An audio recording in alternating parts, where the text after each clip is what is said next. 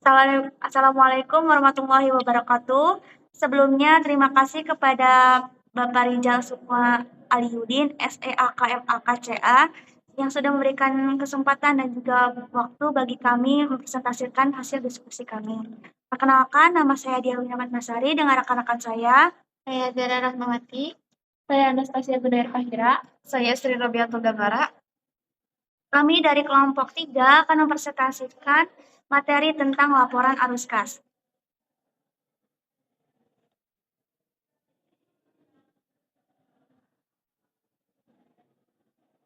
Langsung saja pada materi yang pertama, yaitu pengertian laporan arus kas. Laporan arus kas adalah laporan keuangan yang menyajikan informasi mengenai arus kas masuk dan arus kas keluar. Selama arus kas keluar selama satu periode. Laporan ini menunjukkan bagaimana kas diperoleh dan digunakan dalam menjalankan periode satu periode. Jadi maksudnya laporan arus kas itu isinya tentang pergerakan uang masuk dari mana, dan uang yang keluar untuk apa selama periode tertentu. Dari sini kita bisa tahu apakah suatu instansi itu tuh lebih banyak menerima kas atau justru mengeluarkan kas dan digunakan untuk kegiatan apa saja. Tujuan laporan arus kas. Tujuan pelaporan arus kas adalah memberikan informasi mengenai sumber, penggunaan, serta perubahan kas dan setara kas selama suatu periode. Selain itu, laporan ini juga menyajikan saldo kas dan setara kas pada akhir periode untuk pertanggungjawaban dan pengambilan keputusan. Jadi laporan ini dibuat supaya kita tahu asal uangnya dari mana, dipakai untuk apa, dan bagaimana perubahannya. Selain itu, laporan ini juga penting untuk melihat sisa kas di akhir periode yang nantinya dipakai sebagai dasar evaluasi dan pengambilan keputusan keuangan.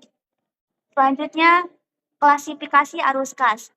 Yang pertama ada aktivitas operasi merupakan arus kas yang berasal dari kegiatan sehari-hari seperti penerimaan pendapatan dan pembayaran belanja. Jadi, ini adalah arus kas utama dari kegiatan rutin, misalnya pemerintah menerima pajak atau mengeluarkan uang atau belanja operasional. Yang kedua, aktivitas investasi merupakan arus kas yang berkaitan dengan perolehan dan pelepasan aset jangka panjang serta investasi lainnya. Ini berkaitan dengan pembelian atau penjualan aset jangka panjang seperti pembelian gedung, tanah, ataupun peralatan. Yang ketiga ada aktivitas pendanaan merupakan arus kas yang berhubungan dengan penerimaan pinjaman dan pelunasan utang pemerintah. Bagian ini menjelaskan arus kas yang berkaitan dengan utang, misalnya pemerintah menerima pinjaman atau membayar utang tersebut.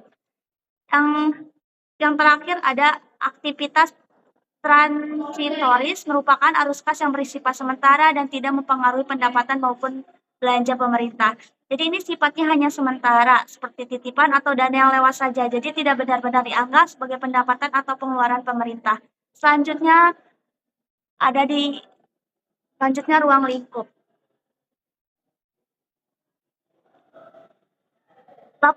Yang pertama laporan arus kas wajib disusun oleh pemerintah pusat dan daerah yang menyusun laporan keuangan berbasis akrual untuk setiap periode pelaporan sebagai bagian dari pelaporan keuangan. Artinya setiap pemerintah baik pusat maupun daerah yang sudah menggunakan basis akrual itu wajib menyusun laporan arus kas di setiap periode. Jadi laporan ini bukan tambahan, tapi itu bagian penting dari laporan keuangan yang harus selalu ada. Yang kedua, pernyataan standar ini berlaku untuk pemerintah pusat, pemerintah daerah, serta organisasi di lingkungan pemerintah atau organisasi lainnya yang diwajibkan menyusun laporan arus kas sesuai peraturan.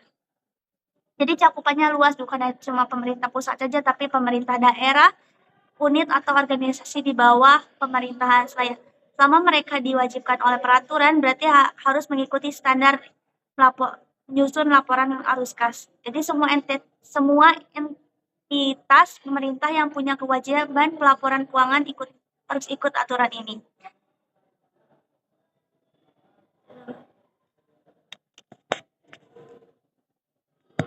Namun ketentuan ini tidak berlaku perusahaan negara atau daerah. Jadi BUMN dan BUMD tidak termasuk. Kenapa? Karena mereka itu dianggap entitas bisnis. Jadi mereka pakai standar akuntansi yang berbeda, bukan standar pemerintahan. Jadi jangan sampai ketuker ya.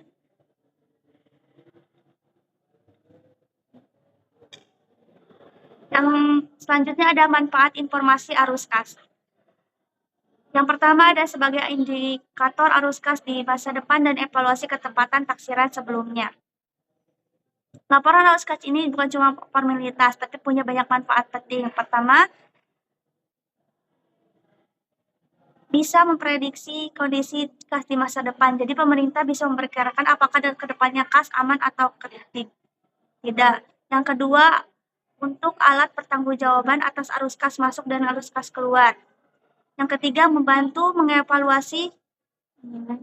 Yang ketiga, memberikan informasi untuk mengevaluasi perubahan ekuitas dan struktur keuangan. Yang keempat, membantu menilai kondisi keuangan, likuiditas dan solvabilitas.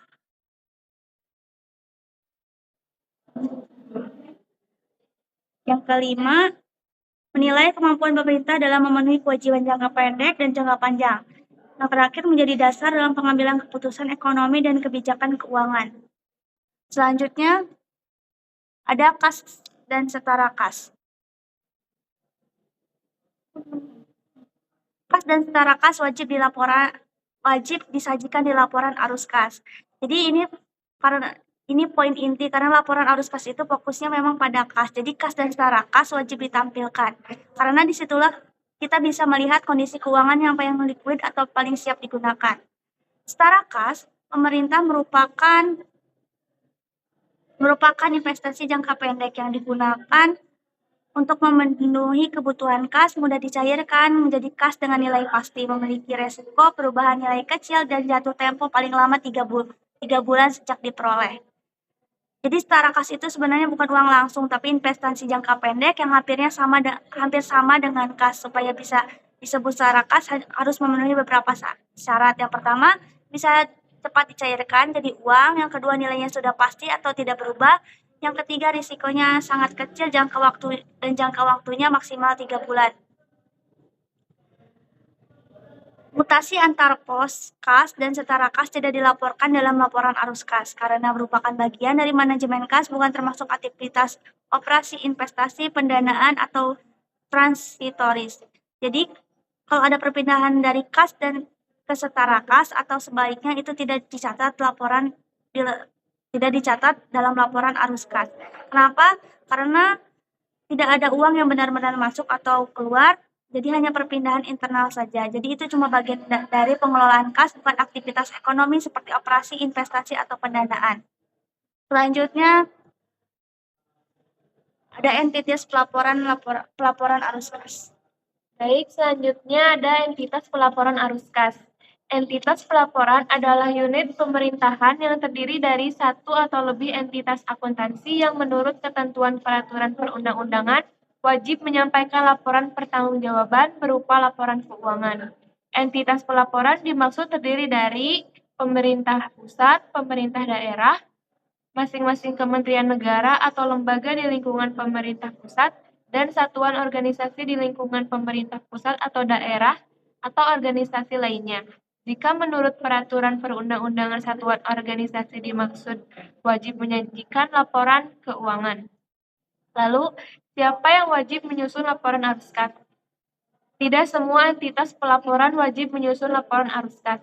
Hanya unit organisasi yang mempunyai fungsi pembendaharaan umum. Fungsi pembendaharaan umum adalah unit yang ditetapkan sebagai bendahara umum negara atau kuasa bendahara umum negara, dan bendahara umum daerah atau kuasa bendahara umum daerah. Contoh nyatanya di tingkat pusat, Direktorat Jenderal Perbendaharaan Kementerian Keuangan sebagai bendahara umum negara wajib menyusun laporan arus kas pemerintah pusat. Lalu di tingkat daerah ada Badan Pengelola Keuangan dan Aset Daerah.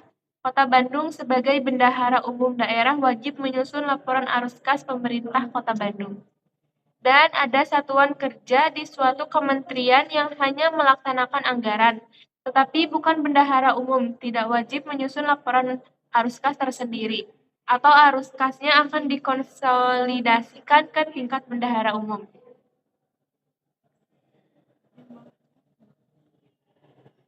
Selanjutnya ada penyajian laporan arus kas. Laporan arus kas adalah bagian dari laporan finansial yang menyajikan informasi penerimaan dan pengeluaran kas selama periode tertentu yang diklasifikasikan berdasarkan aktivitas operasi, investasi, pendanaan, dan transitoris. Klasifikasi arus kas menurut aktivitas operasi, investasi, pendanaan, dan transitoris memberikan informasi yang memungkinkan para pengguna laporan untuk menilai pengaruh dari aktivitas tersebut terhadap posisi kas dan setara kas pemerintah. Informasi tersebut juga dapat digunakan untuk mengevaluasi hubungan antara aktivitas operasi, investasi, pendanaan, dan transitoris. Satu transaksi tertentu dapat mempengaruhi arus kas dari beberapa aktivitas. Misalnya, transaksi pelunasan utang yang terdiri dari pelunasan pokok utang dan bunga utang. Pembayaran pokok utang akan diklasifikasikan ke dalam aktivitas pendanaan, sedangkan pembayaran bunga utang pada umumnya akan diklasifikasikan ke dalam aktivitas operasi, kecuali bunga yang dikapitalisasi akan diklasifikasikan ke dalam aktivitas investasi. Dalam hal entitas bersangkutan masih membukukan penerimaan dan pengeluaran dalam buku kas berdasarkan akun pelaksanaan anggaran, maka laporan arus kas dapat disajikan dengan mengacu pada akun-akun pelaksanaan anggaran tersebut. Yang dimaksud dengan akun-akun pelaksanaan anggaran adalah akun yang berhubungan dengan pendapatan, belanja, transfer, pembiayaan, dan transaksi non-anggaran yang dalam laporan arus kas dikelompokkan menjadi aktivitas operasi, investasi, aset non-keuangan, pembiayaan, dan non-anggaran. Kemudian ada tujuan penyajian sesuai dengan PSAP 03. Yang pertama, memberikan informasi historis tentang perubahan kas dan setara kas.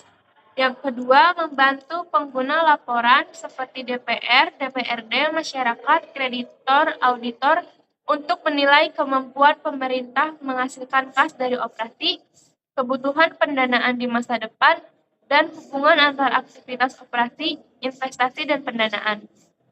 Adapun manfaat informasi arus kas. Arus kas operasi yang positif menunjukkan pemerintah bisa membiayai kegiatan rutin sendiri tanpa bergantung utang. Lalu, arus kas investasi yang negatif, banyak pengeluaran, menunjukkan pemerintah sedang membangun infrastruktur untuk masa depan. Dan arus kas pendanaan yang positif berarti pemerintah banyak meminjam yang bisa meningkatkan risiko utang. Lalu ada Contoh dari klasik pemerintah melunasi pinjaman luar negeri sebesar 500 miliar yang terdiri dari pokok utang 400 miliar diklasifikasikan sebagai aktivitas pendanaan dan bunga utang 100 miliar diklasifikasikan sebagai aktivitas operasi, kecuali jika bunga tersebut dikapitalisasi ke aset, maka masuk aktivitas investasi. Cara penyajiannya bisa menggunakan akun-akun keuangan atau basis akrual, atau menggunakan akun pelaksanaan anggaran seperti pendapatan, belanja, transfer, pembiayaan non-anggaran, jika entitas masih menggunakan buku kas berbasis anggaran.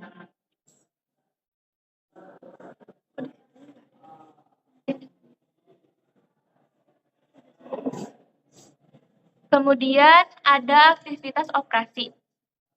Aktivitas operasi adalah aktivitas penerimaan dan pengeluaran kas yang ditujukan untuk kegiatan operasional pemerintah selama satu periode akuntansi.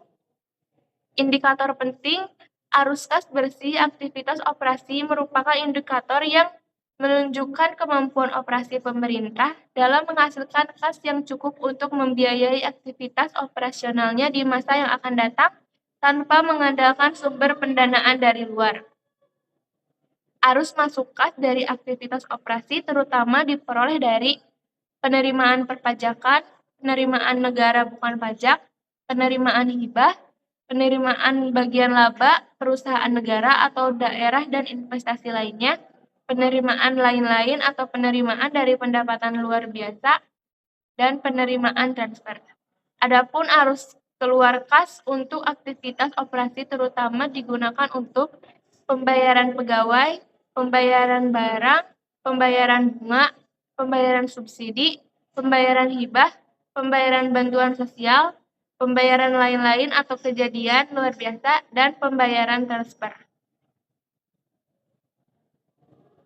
Adapun aturan khusus yaitu jika pemerintah memiliki surat berharga yang sifatnya seperti persediaan dibeli untuk dijual kembali, maka pembelian dan penjualannya diklasifikasikan sebagai operasi. Dan jika entitas memberikan dana ke entitas lain dan peruntukannya belum jelas, seperti modal kerja, penyertaan modal, atau operasional, maka diklasifikasikan sebagai operasi dan harus dijelaskan di catatan atas laporan keuangan. Adapun contoh detail dengan angka pemerintahan Provinsi Jawa Barat pada tahun 2023. Penerimaan pajak kendaraan bermotor senilai 5.000 miliar, penerimaan retribusi daerah sebesar 800 miliar, pembayaran gaji ASN dan pensiun 3,200 miliar, pembayaran subsidi pendidikan dan kesehatan 1,500 miliar, dan pembayaran bunga utang 300 miliar. Perhitungan arus kas bersih operasi yang masuk 5.000 ditambah 800 sama dengan 5.800 miliar, yang keluar 3.200 ditambah 1.500 ditambah 300, maka hasilnya 5.000 miliar dan arus kas bersih operasi yaitu 800 miliar. Analisisnya surplus 800 miliar menunjukkan operasional provinsi cukup mandiri. Ini bagus untuk membiayai belanja rutin tahun depan.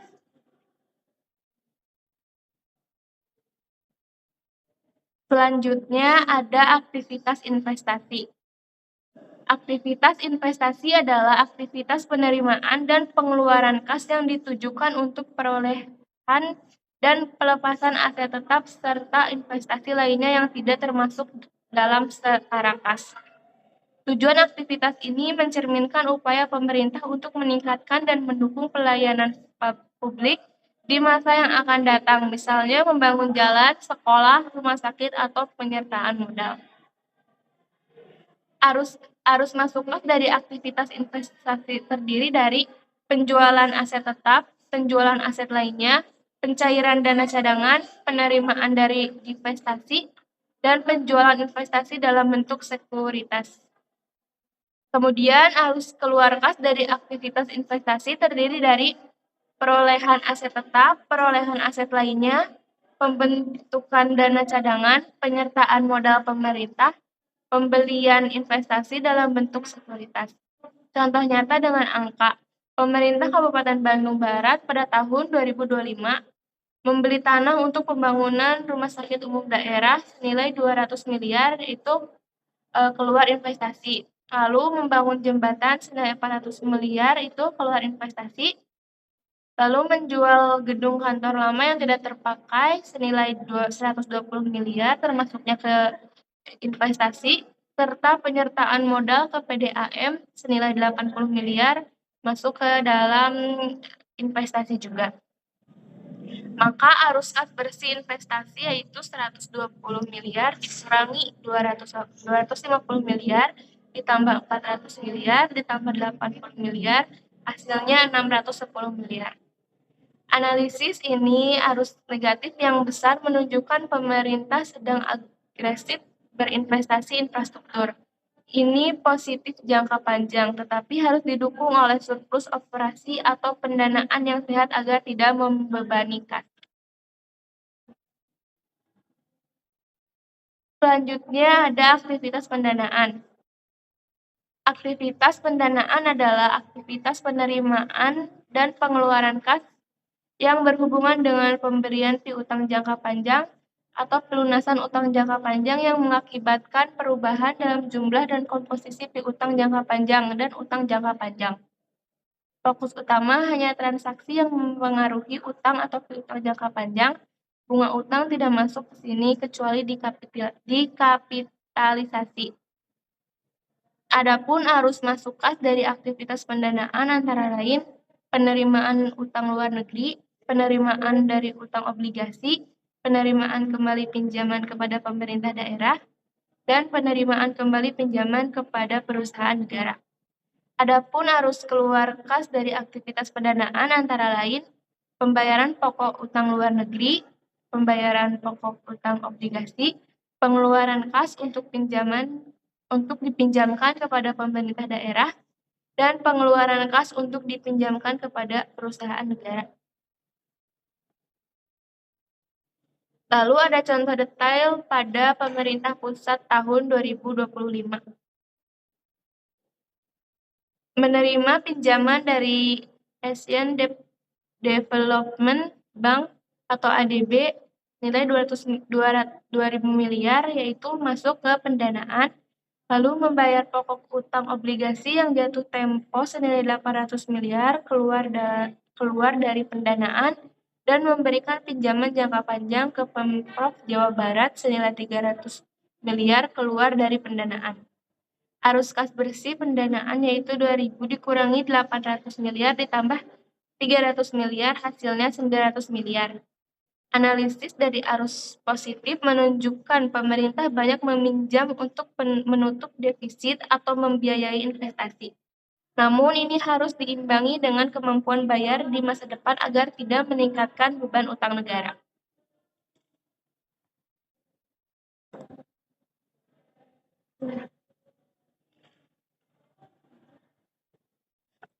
Aktivitas transitoris itu ada aktivitas transitoris adalah aktivitas keluar masuk kas yang tidak termasuk ke dalam aktivitas operasi, investasi, maupun pendanaan.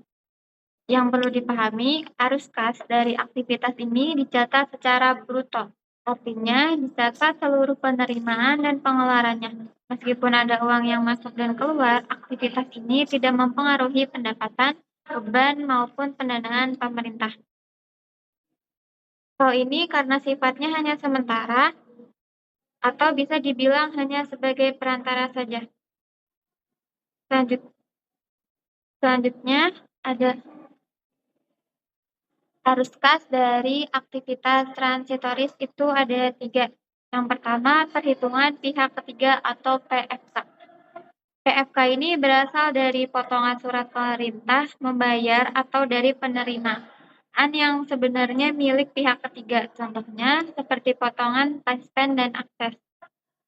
Yang kedua ada pemberian atau penerimaan. Di sini bisa terjadi 2 hal, yaitu pemberian uang persediaan kepada bendahara pengeluaran, serta penerimaan kembali uang tersebut.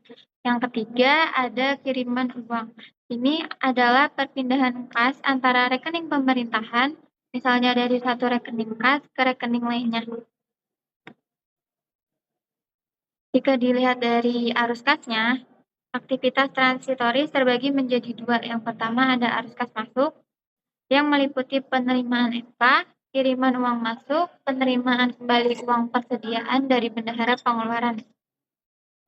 Yang kedua, arus keluar kas yang meliputi pengeluaran FK, kiriman uang keluar, serta pemberian uang persediaan kepada bendahara pengeluaran. Selanjutnya, ada pelaporan arus kas dari aktivitas operasi, investasi, pendanaan, dan transitoris.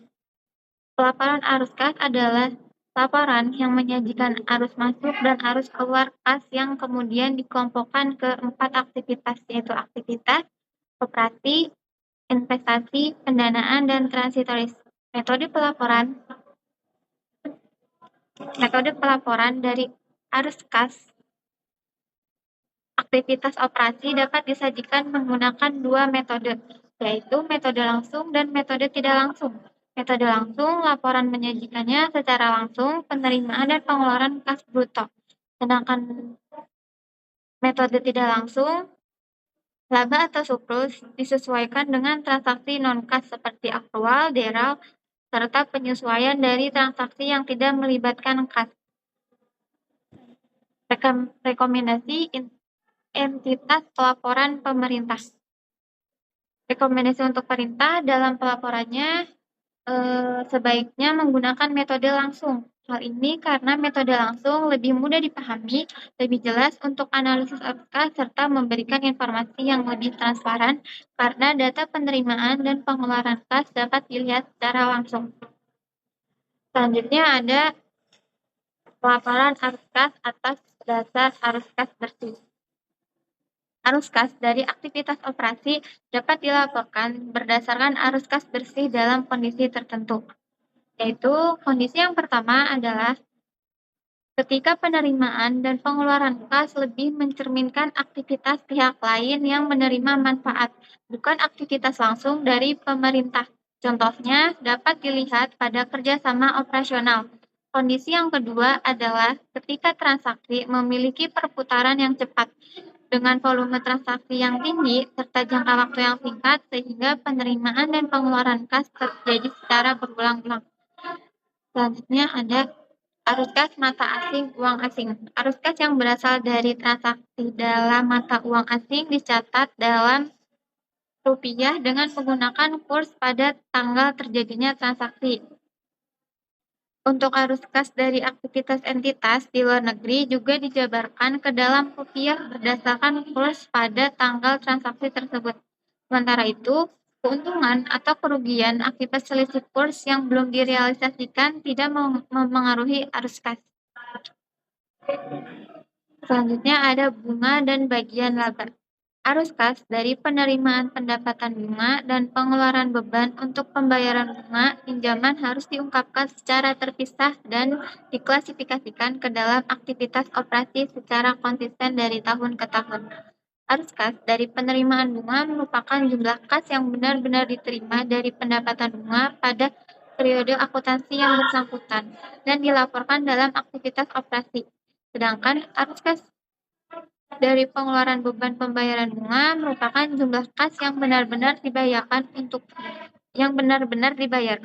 untuk bunga utang pada periode akuntansi yang bersangkutan dan juga dilaporkan dalam aktivitas operasi.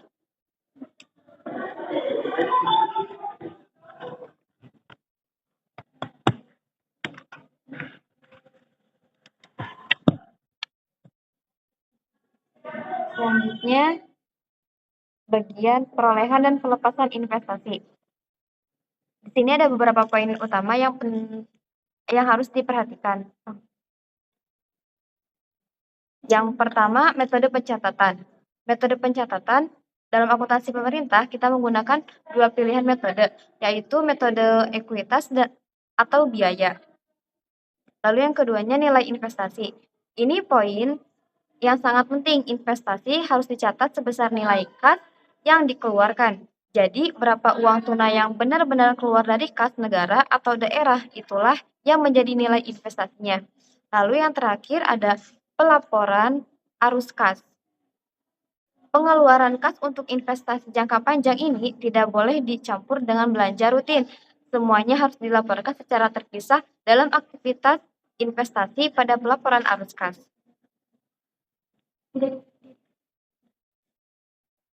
Lalu yang ini tuh ada pengungkapan utama. Kita juga wajib transparan dalam mengungkapkan harga pembelian atau pelepasan, bagaimana yang dibayar kas, serta aset dan utang selain kas yang diakui. Lalu transaksi bukan kas dan komponen kas.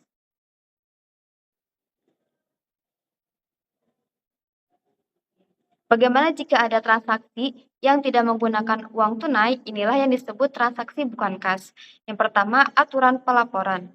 Transaksi bukan kas. Transaksi operasi investasi dan pendanaan yang tidak mempengaruhi kas, seperti hibah, aset, atau pertukaran aset, tidak dilaporkan dalam laporan arus kas. Contohnya, jika pemerintah menerima hibah gedung, gedungnya bertambah, tapi kasnya tidak berubah, maka transaksi ini cukup kita jelaskan secara detail di dalam catatan atas laporan keuangan. Lalu, keselarasan. Sangat penting untuk diingat bahwa saldo kas yang ada di laporan arus kas harus selalu sama dengan saldo kas yang tertera di neraca. Yang selanjutnya, komponen kas dan pengungkapan lainnya. Mengenai komponen kas dan hal-hal yang membatasinya. Pembatasan kas. Yang pertama, pembatasan kas. Pemerintah wajib mengungkapkan jika ada saldo kas yang signifikan yang dikunci atau tidak boleh digunakan secara bebas. Misalnya, kas yang dijadikan jaminan. Lalu, tujuan pengungkapan. Kenapa ini harus diberitahukan? Supaya pembaca laporan tahu kemampuan real pemerintah dalam menggunakan uangnya atau tingkat likuiditasnya.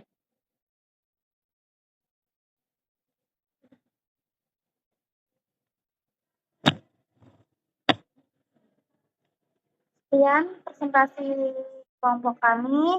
Kami membuka sesi pertanyaan. Bila teman-teman ada yang ditanyakan, boleh.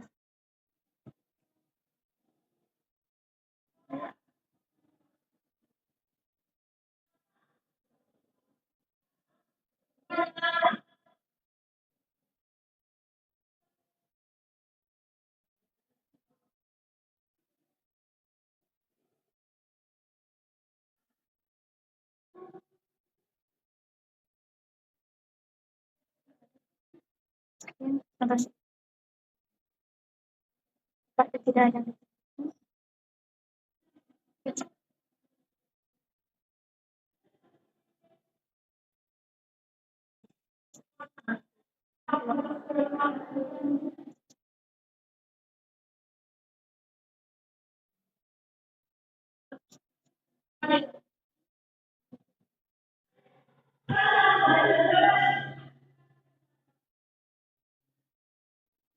Teman-teman, apakah ada yang ingin ditanyakan?